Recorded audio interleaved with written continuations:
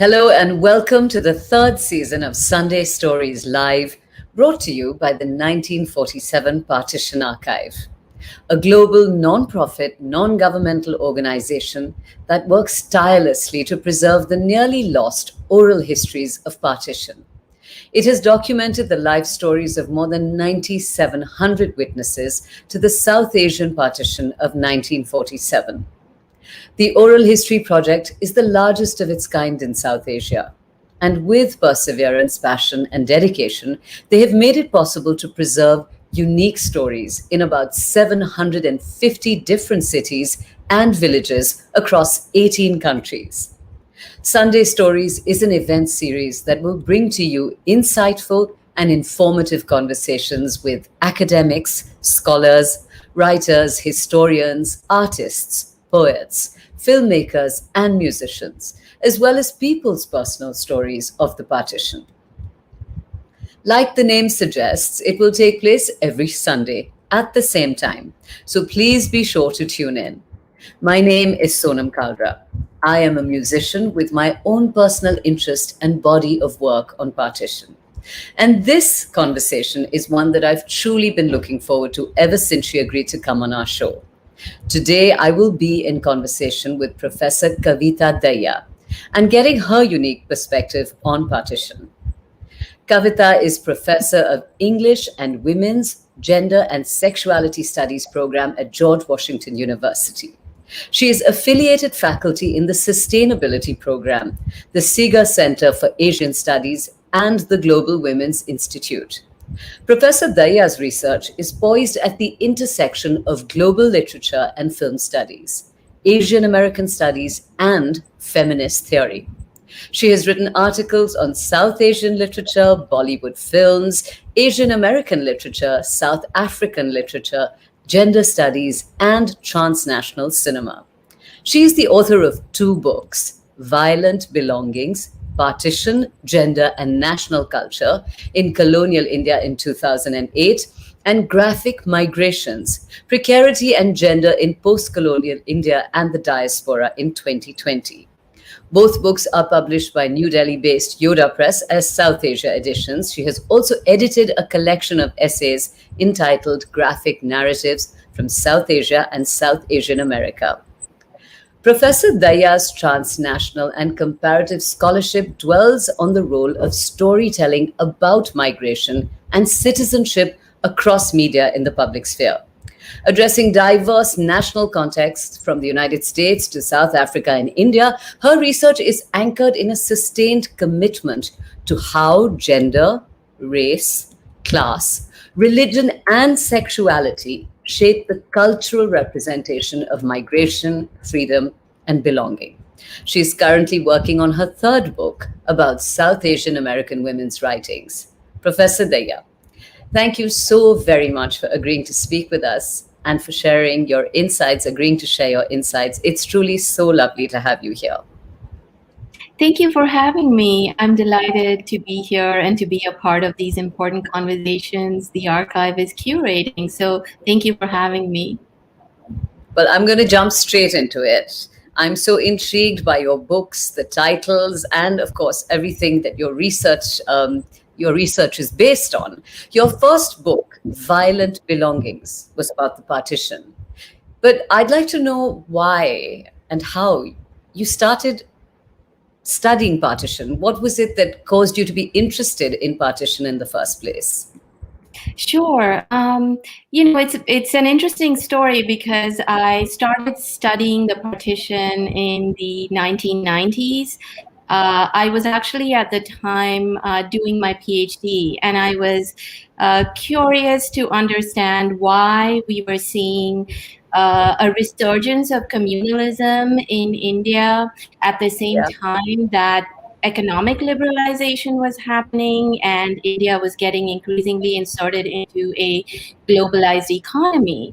And then as I started to study that question of communalism and economic liberalization historically, I started to understand that 1947 was a very critical moment for the history of the subcontinent. And something shifted during the 1947 partition that was going to have profound consequences for how we talked about identity, about belonging, about community in the years to come. And I didn't yet have a sense of what exactly that shift entailed. And there was a way in which partition as a historical experience had been marginal to most of the historiographical work, the political science work on South Asia. And as a literary scholar, I discovered that there's actually an enormous body of literary works in multiple Indian languages, also available in translation, that represent the experience of partition. And relatedly, I also discovered that there's a very large body of literary works from the diaspora that after 1980 returned to this question of the history and memory and experience of partition.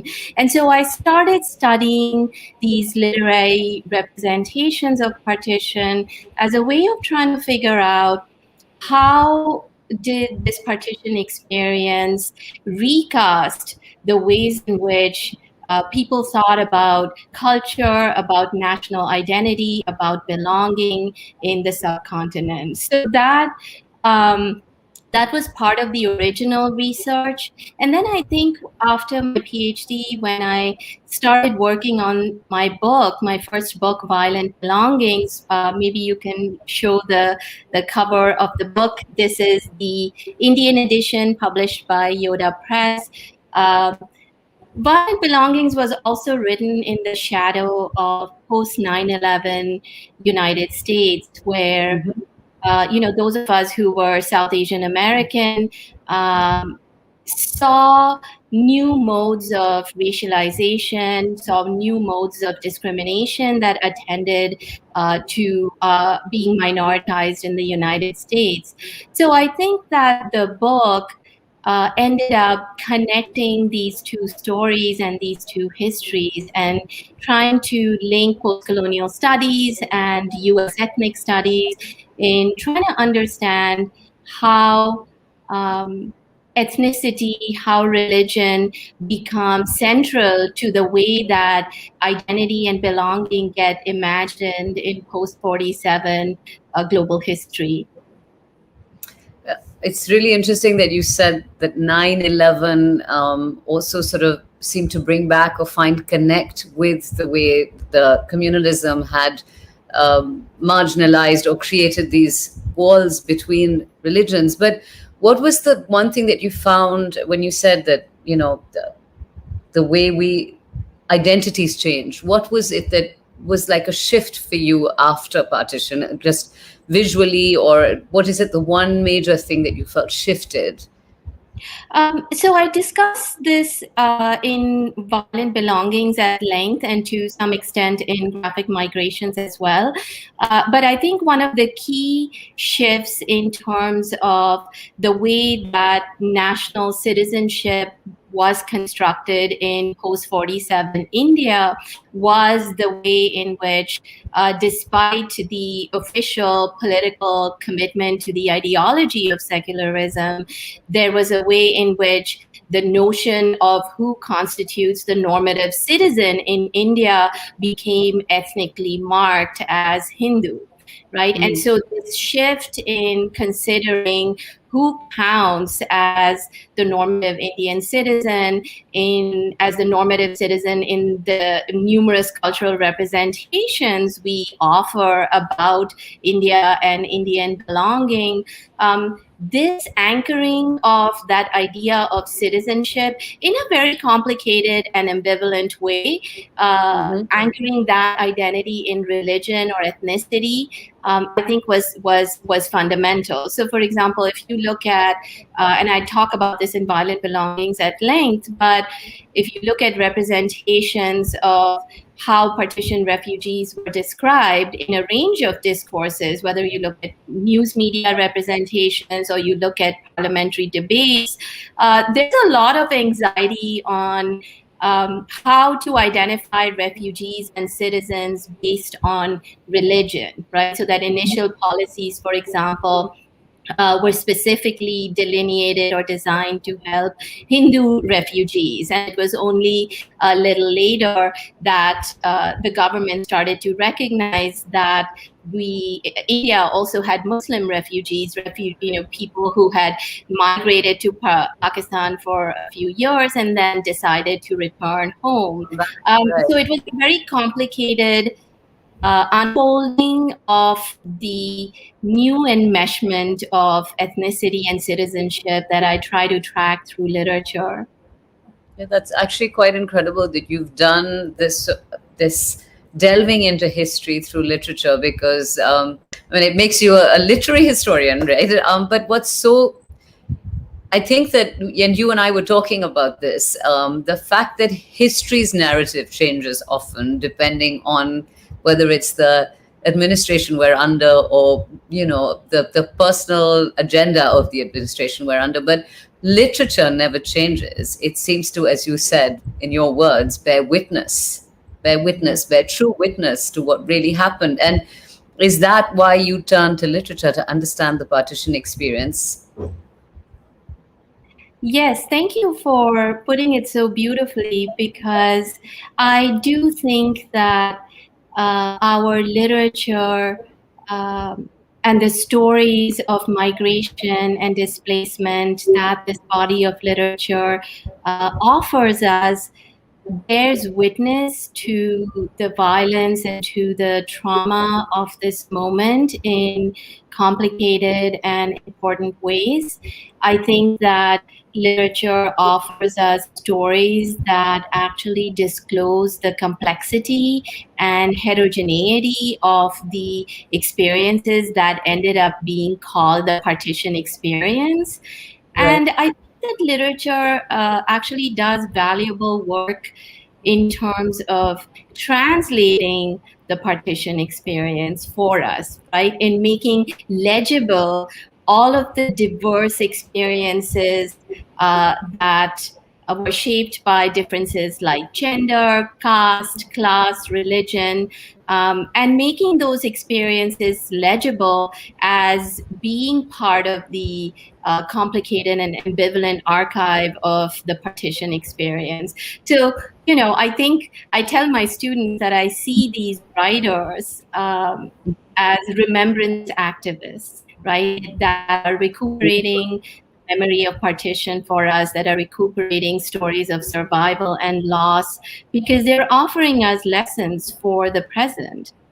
Right. I think it's beautiful that you call them remembrance activists. That's really beautiful. In fact, while listening to you just describe why you turn to literature to rediscover or restory partition in your own words, but it's also, I think that history tends to be factual and cold, whereas literature is laden with emotion, and the truth of that emotion, as you said, becomes the stories, become the lessons for us to learn from.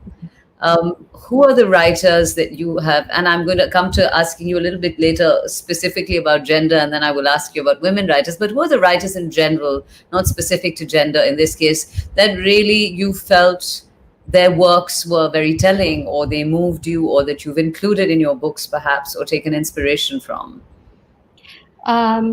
So because my intellectual investments in a feminist and intersectional feminist perspective organize or center the critique that both of my books offer, the question of writing by women writers, writing about gender and sexuality that reframes partition, for me, is central to the intervention of both of those books.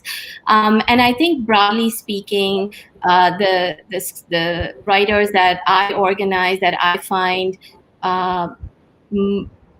incredibly powerful in terms of illuminating the partition experience for us include folks like Sadat Hasan Manto, Khushwant Singh, Bapsi Sidhwa, Shauna Singh Baldwin, Pamela Shamsi, in fact, I sort of treat that experience of displacement in broader ways in post-47 South Asia, and I also consider the work of Arundhati Roy in terms of narrating the broader history of minoritization and displacement in South Asia.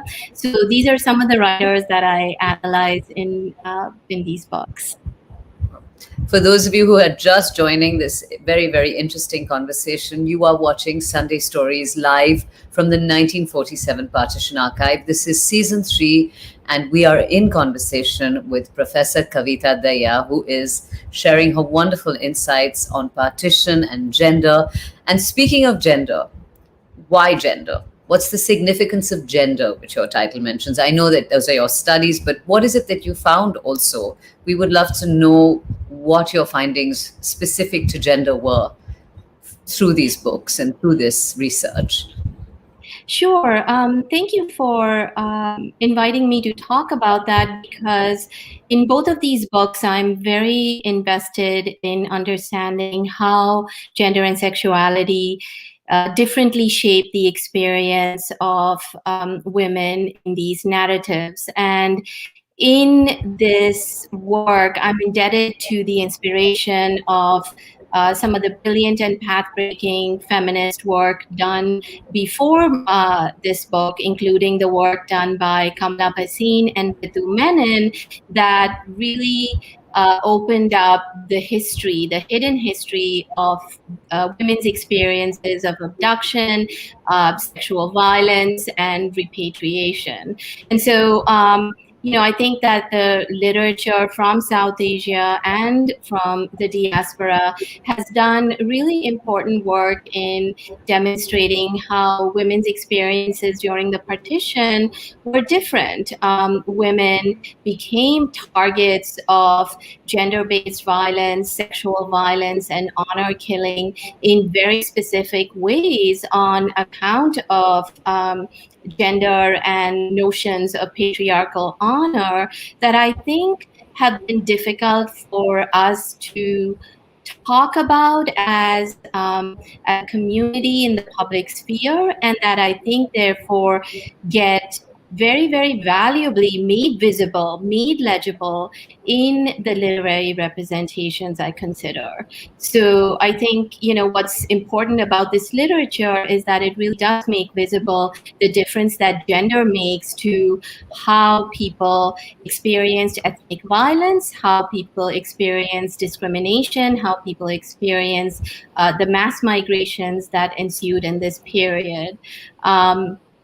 I think I just will add briefly that,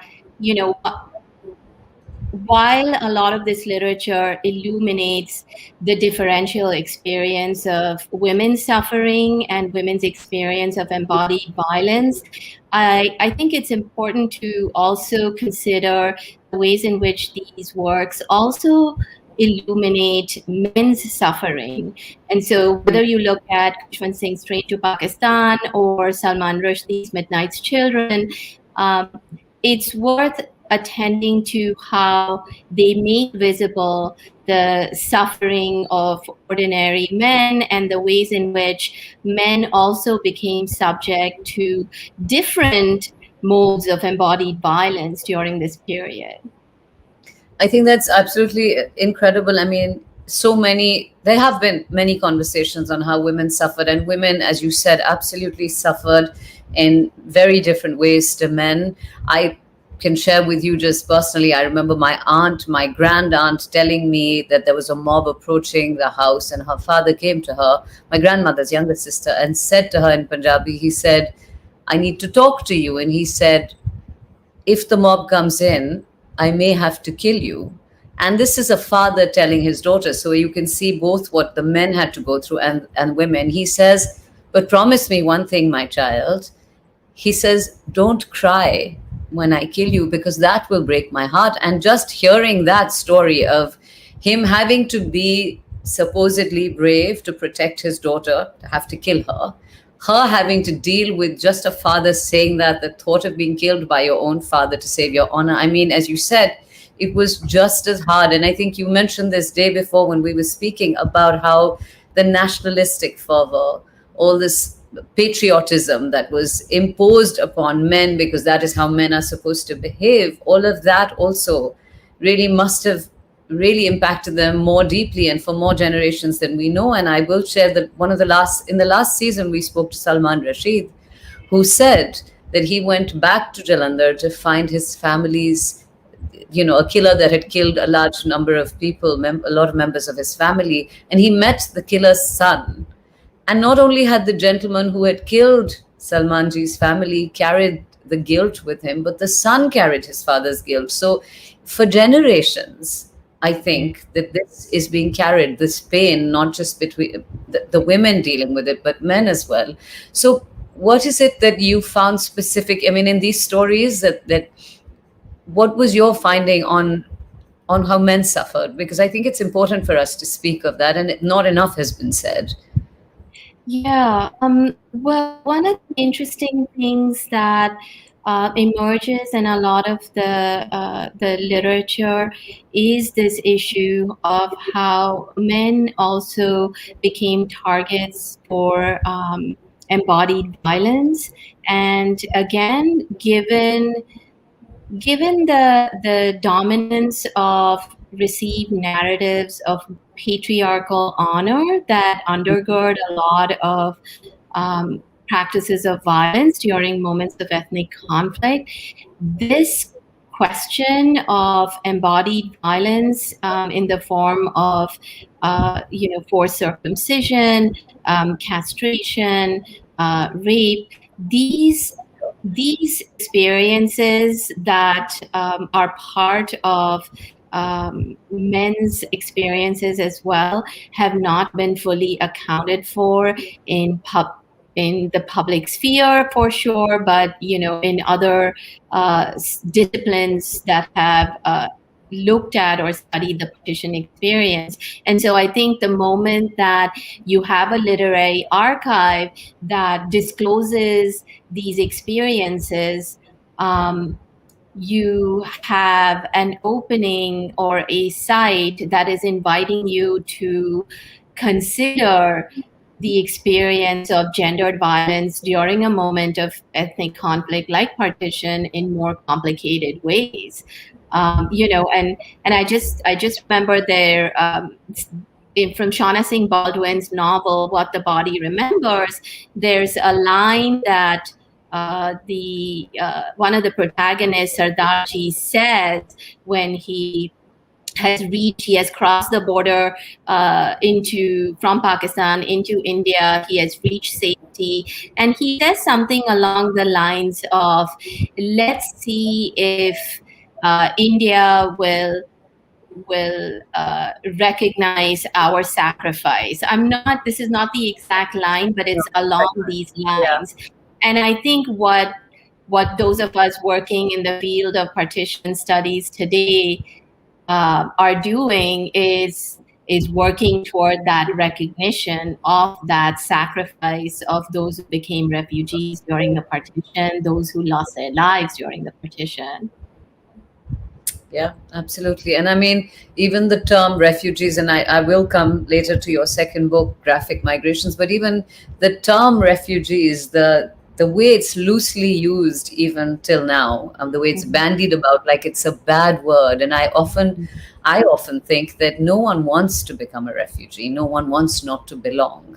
So the empathy that's missing, and not, as you said, the silences around partition, around migration, around discussing the impact on gender, on refugees. There are too many silences, which is why having conversations like the one we're having are so important. And I'm going to thank you again for being a part of this very, very important conversation. I know that obviously to put these two books together, you would have started collecting oral histories. But when and why did you start collecting oral histories? Sure. I actually started collecting these stories in 2008. My first book, Violent Belongings, had just come out, and when I would mention to people that the book was about partition, I started hearing all of these stories because people would say, oh, my uncle migrated during the partition, my neighbor, my close friend, my grandparents.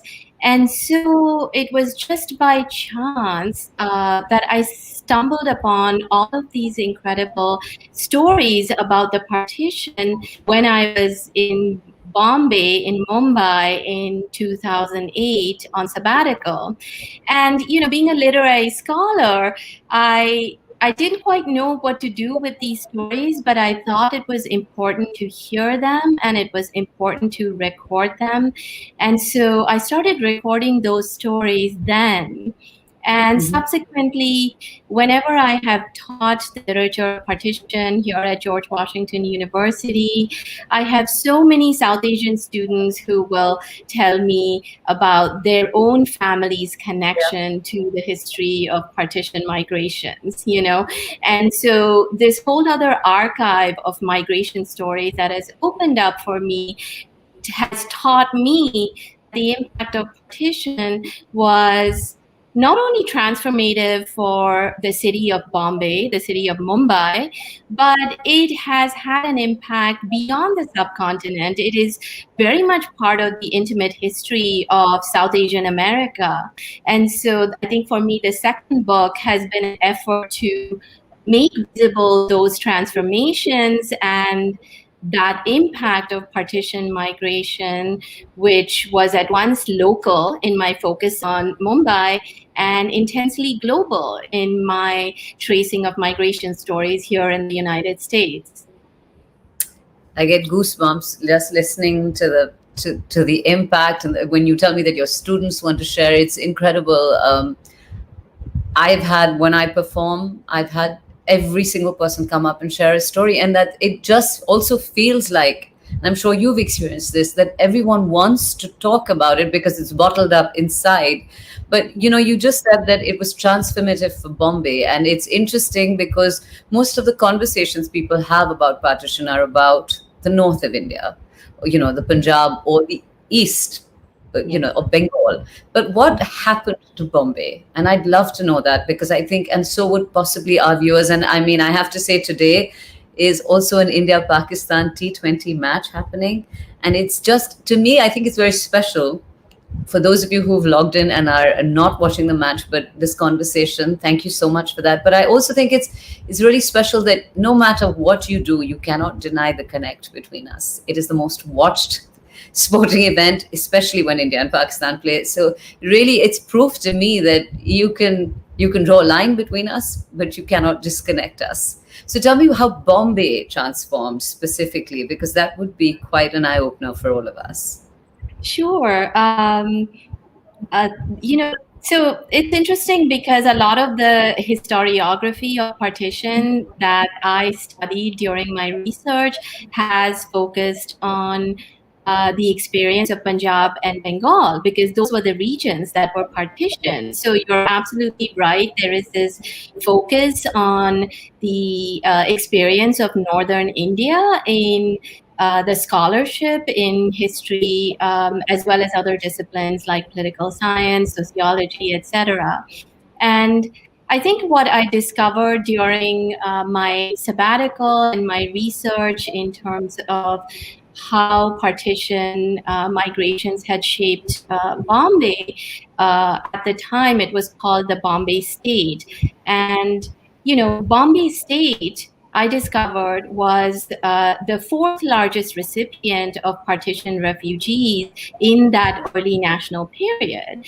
The other interesting thing about how Bombay at the time changed was that a lot of the refugees that came there came via ship from Karachi, from Sindh. So while the people I interviewed were from multiple backgrounds, from Punjab, but also from Gujarat, also from Sindh, these migrants and refugees truly dramatically changed the landscape of Bombay in really significant and important ways. And of course, I analyze this in detail in Violent Belongings, but I just want to share that, when you look at at how the city has grown and how the city has transformed. When refugees first arrived, they were actually housed, allocated housing or spaces by the government in what were at the time very marshy, snake-infested barracks, which had been turned into refugee camps in what were considered remote spaces at the time, like neighborhoods like Kalyan, Sayan, Bivara, Thane, Ulhasnagar. And Ulhasnagar itself was home to more than 100,000 refugees. And what I learned from looking into the impact of partition refugees on the city of Mumbai was that refugees, in the process of resettling and rebuilding their lives, also resettled and rebuilt Mumbai. And so, they got together and they built cooperative housing societies. They established educational institutions like HR College, KC College, Jai Hind College. They established hospitals like Jaslok Hospital. They got integrated into the food industry, into, in fact, the Bollywood film industry, and in other professional contexts. And so what I suggest in graphic migrations is really we pay attention to and uncover and illuminate the ways in which partition refugees have transformed Mumbai, and the marks of their impact, their labor are scattered across the city, not only in affluent suburbs like South Bombay, but also in its middle class and working class suburbs. So I'll stop there. But no, I think it's really interesting that you have made reference to the fact that the refugees transformed Bombay, and brings me back to what I said at the very beginning. The general response to refugees or refugee crises that the world goes through every now and then is so negative. And when you put it across in this way of how it's positively transformed Bombay, I think that's absolutely fantastic. And it needs more of a conversation also to happen around there. In all of the research that you've done for both your books and in general, what in your research has surprised you? What has really moved you? What has really touched you about partition stories? Yeah, that's such a great question, because there are always surprises that come up. And with graphic migrations, when I was researching this book, I was interested in looking at I was chasing refugee stories and migration stories across media. So I was looking at not only literature and film, but also print culture, art, visual representations, to try to track what are the spaces where we encounter or see refugee experiences, we hear their migration stories, what are the spaces where their voices are getting erased from view. And so I started researching this Google commercial, which came out in 2013. I don't know if you've heard of it. It's called Reunion. And it's organized around the theme of two friends who were divided by partition. Yeah.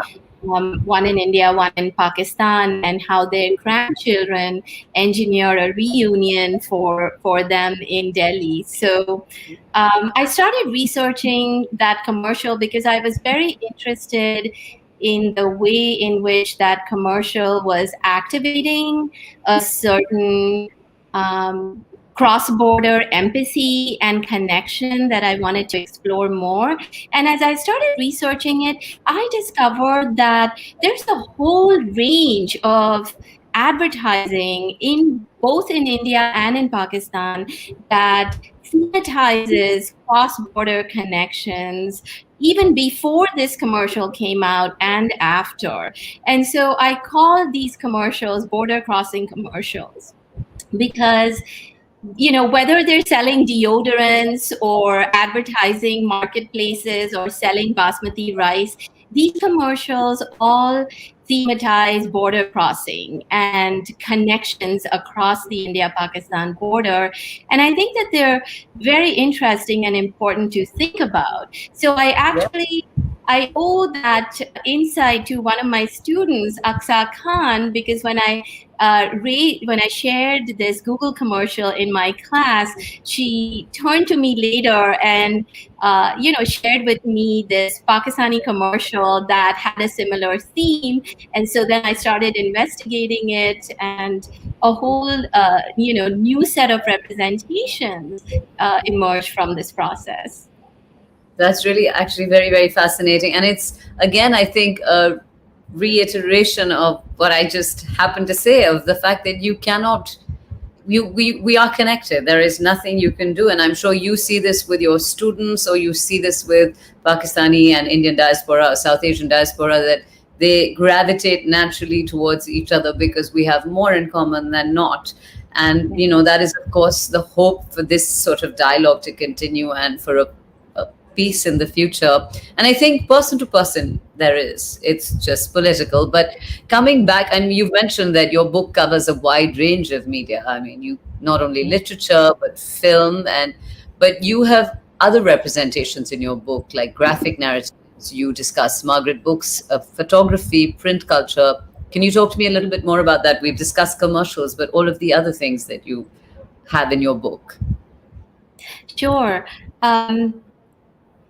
I was very intrigued by this new edited volume of graphic narratives that was published in I want to say 2013 by Vishwajyoti Ghosh. And this is an edited volume that contains 28 graphic narratives that have been created through cross-border collaboration in order to give us a glimpse of not only the 1947 partition experience, but a glimpse of its legacies across generations for the present.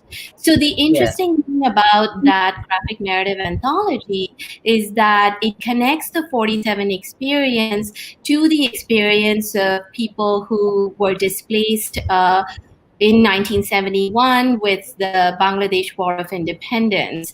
It is also an anthology that connects artists and illustrators from India, Pakistan, and Bangladesh to collaboratively create the image text encounters that are included in this anthology. So I think that the anthology is path-breaking and important in many ways, but for my research, I think it was very generative for two principal reasons.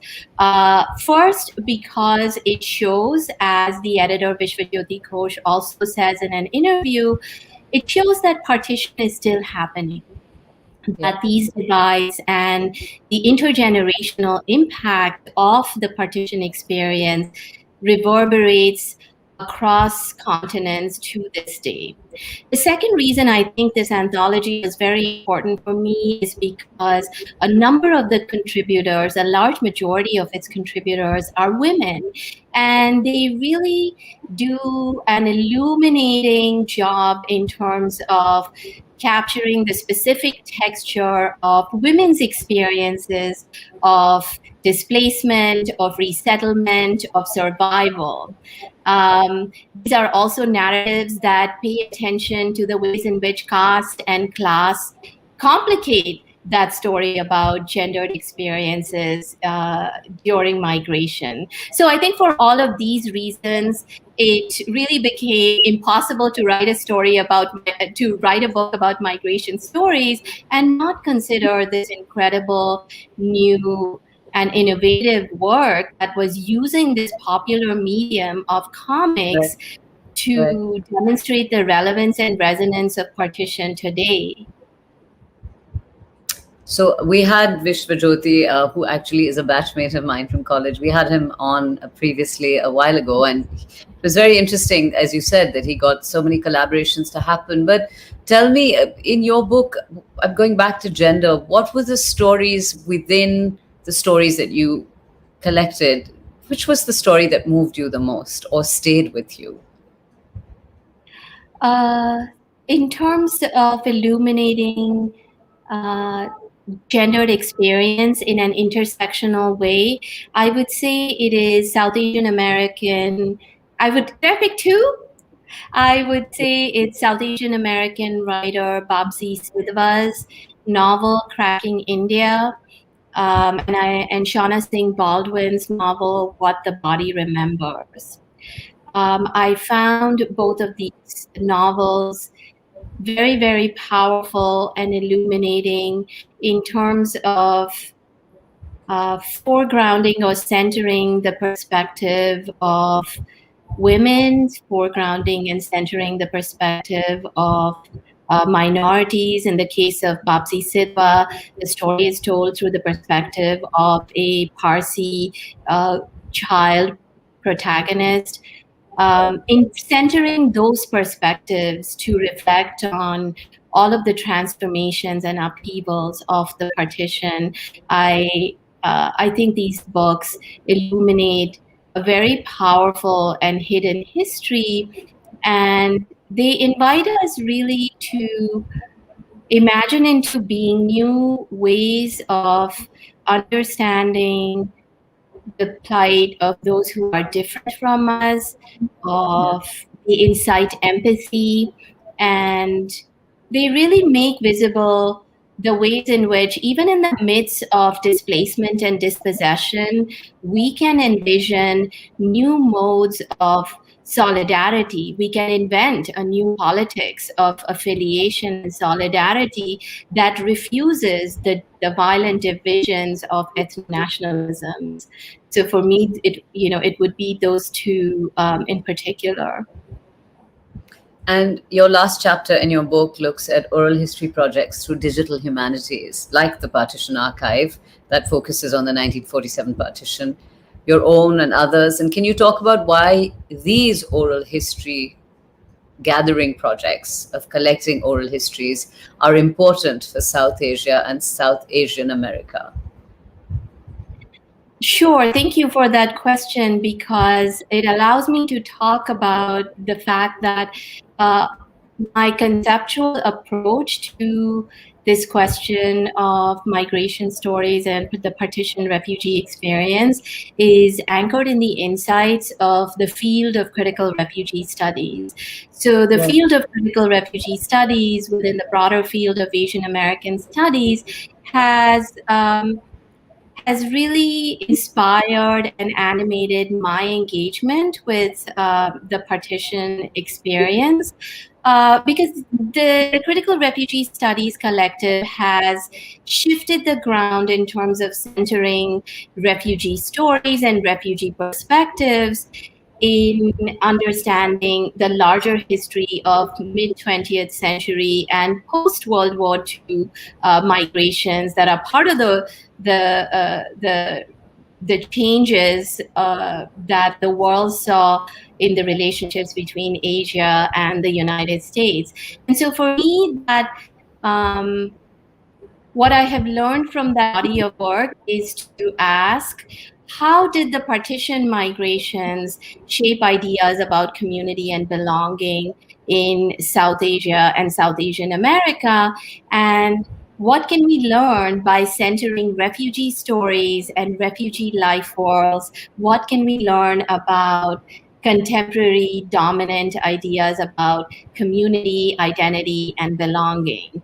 And in hearing and listening to these refugee stories, in creating a public space for them, I think that this project is especially urgent in the context of the 1947 partition, because unlike other moments of mass displacement like the Holocaust, or of collective trauma like the apartheid, we have not had a public, collective, institutional reckoning with the partition experience that has been confronted and addressed by all of the three nation states involved, whether it was India or Pakistan or Britain. And Right. in the context of this broad lack of institutional memorialization, it becomes Right. even more urgent that we create and find other spaces to record these stories, to reckon with these stories, and to confront their legacies. So, for me, this question about collecting these stories is also about making visible a hidden history that is part of the history of South Asia as well as South Asian America today, but it's a Mhm. hidden history that offers valuable lessons for the present. Absolutely. Um, can I add one more thing? I think, another inspiration for collecting these stories for me is that when I did the research on how refugee voices or refugee experiences were represented in the years immediately following partitions, I looked at newspapers, I looked at magazines, and what I found was precisely what you were pointing to, a very complex and negative representation of refugees. So refugees were represented both as victims of the violence at the time, but they were also represented as agents of violence at the time. So there are a lot of news accounts and editorials in English language newspapers that argue, refugees are spreading violence by sharing stories about their experiences. These stories are exaggerated, they're lurid, and we really need to stop the spread of these stories because they are stories that cause slaughter. Oh, And so, in the context of this public censorship and silencing of refugee stories and experiences, it becomes all the more urgent for us today to be doing the work of recuperating and remembering these stories. When I interviewed someone back in 2008 in Bombay about her experience, it was very poignant because she said, "Why are you asking us about this? No one has asked us about this for 60 years." gosh, that's heartbreaking to hear. And you're absolutely right. There's been a huge silencing, whether it's been a silencing of refugee stories, but also women's voices, as you say, and specifically men's voices, because I think there's guilt, there's shame, there's a sense of no one is listening. And, why are you asking? There's just been a lack of, as you so beautifully said, of confronting the truth of it, the legacy of it. There's been no direct memorialization of it. And that is so important going into the future, not just to learn from for future generations, but also to heal. And I think that is why it is something that's being carried forward. As she says in her book, the body remembers. So the DNA of the subsequent generation is remembering as well, because there is no real healing that's happening. I think we have a question which Gunita is going to post up in a second. I'm sure everyone is as interested as I have been. I've been just nonstop. Everything you're saying has been so incredible. So Moshmi Chaudhary says literary representations of partition are more focused on Punjab than Bengal, and it remains even more marginal in the case of Assam. For a holistic understanding of gender ascent of partition, the experiences of women in all partition regions should be dealt with, and that is her observation. What do you feel about that, Kavita? Yes, that's absolutely true. And there's some incredible work that has been done on the question of the how partition shaped, the Northeast in India. In fact, I want to recommend, there's the terrific edited volume that's been edited by Amit Vaishya and Yasmin Saikia. And it really calls attention to the neglected experience in terms of scholarship of Assam and the Northeast region more broadly. So absolutely, we need to do more work on these different micro histories and how different parts of South Asia have been impacted and shaped by this history of partition. Thank you for that. Thank you, right. Sudeep Sahu says partition history must be in our textbooks and be taught in schools of South Asia as well. Well, I think that there is partition history, but I think that if you were teaching it, Kavita, you might have a different way of putting the curriculum together. What do you think? How do you think partition history should be taught in schools? You're absolutely right. I would teach it in a very different way. And I think that partition history needs to be taught in a way that centers the refugee experience and centers the experience of those who migrated during the partition. Because I think that the vantage point of the partition refugee can really shed new light on the working of decolonization, on the working of nations and nationalisms that I think we need to fully reckon with. I think another way that I would teach partition in the academy, or at least I do teach it in this way, is in a comparative mode, right? Very often, the frame of the nation is the dominant way that we understand and study historical experience, right? We study history as Indian history or American history.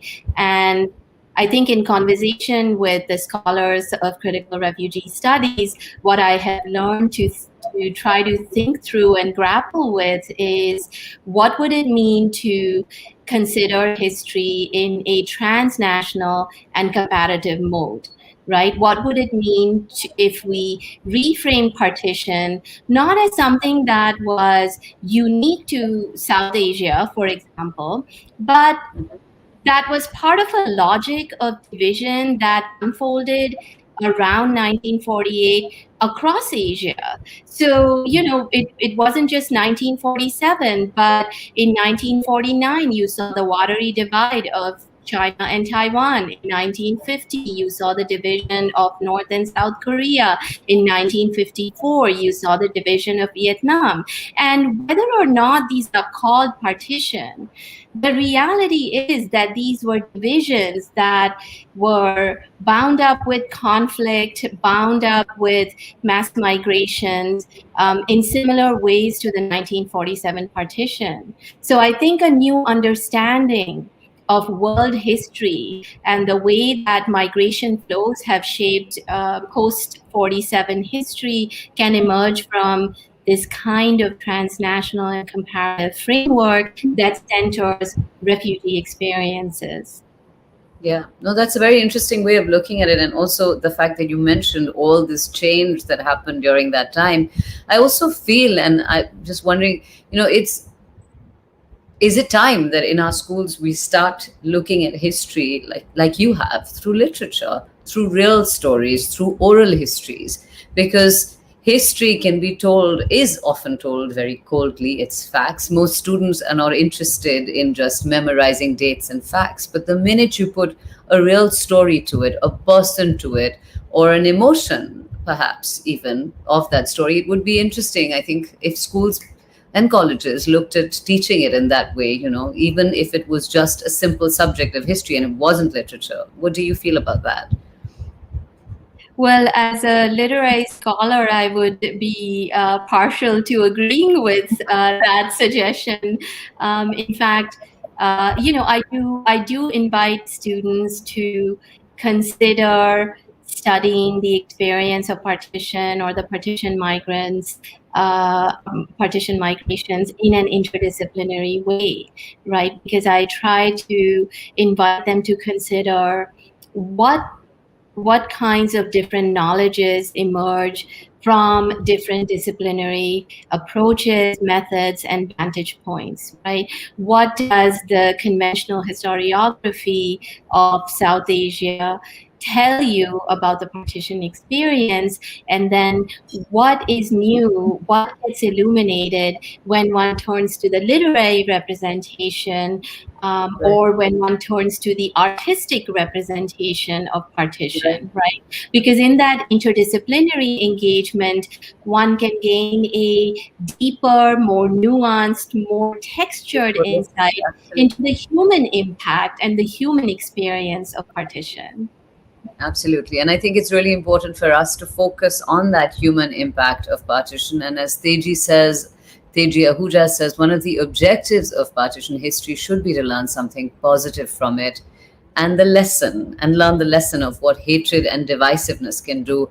And I know that that's how we started this conversation, talking about how it has changed. 1947 changed the way that the identity of what it meant to be a citizen. And I know that that continues still, perhaps even today. And that is something that we are hoping that, well, the people who read your book will be able to read the book and perhaps change the way they think, change the way they see what it means. And also with conversations like this, if they are able to understand what it truly meant for us to be one and what it's caused, what 1947 has caused. I'm going to check if there are any more questions. Um, Anshul or Gunita, perhaps if you have another question, you'd like to put it up for us. Yeah, I just want to thank the previous commentator, Teji, you said? Yes, Teji. Yes, yes. Because I think it is precisely this aspiration that animates the work that I have done on the partition experience. I think what one gleans from looking at the artistic, the literary, the cultural remembrance and recuperation of the partition refugees experience is new ideas about political solidarity with the other, with people who are different from us but living alongside us, right? Because what we see in the world today is the intensification of displacement, is the intensification of new modes of minoritization and discrimination, whether it's in South Asia or in North America, that are based on ethnicity, gender, nationality, religion. And we are at a moment where we need to find alternative ways of affirming solidarity, and we need to find alternative ways of imagining just and peaceful cohabitation on this planet, cohabitation with people who might be different from us. And I think that the literary and artistic negotiation of the partition experience and of the partition migrations offers us those lessons. It teaches us how to affirm empathy and how to take that risk to affirm solidarity and reimagine what a just community looks like, how we might rebuild a just community. That is so beautifully said, and it's made me think of the words of a poet called Ustad Daman, who said about partition, "Akhiyan di lali das diye, roe asivi, roe tu sivi." The redness in your eyes shows that you have cried, and so have we. And I think that's just absolutely correct. We need to find ways for solidarity and a way forward. Kavita, I can't thank you enough for being here. It has truly been so wonderful to talk to you and to get to know you and to know your work and what you are continuing to do. We will be waiting for your third book and bring you back to discuss that when that happens. Thank you again for this conversation. Thank you all for tuning in. It is so important that we acknowledge the pain on both sides, the sacrifices, the trauma, the heartbreak, and we understand the guilt that so many from both sides carried. And I do hope that through the efforts of the people like Kavita, of course, the 1947 archive, who continue to keep this dialogue open to research, to archive, we can find a way forward, one of peace and one of hope. If you would like to continue to support the oral history work that the 1947 Partition Archive does, please consider making a donation of any size. The 1947 Partition Archive relies 100% on donations as an NGO. And in some countries, donations are tax-free, so you really have no excuse. Links are in the description to this video. Thank you once again for being here today. We will see you again next Sunday at the same time for another very insightful conversation on Sunday Stories. Thank you once again, Kavita. Thank you for your time. Thank you all for tuning in, and stay safe. Thank you for having me, Sonam.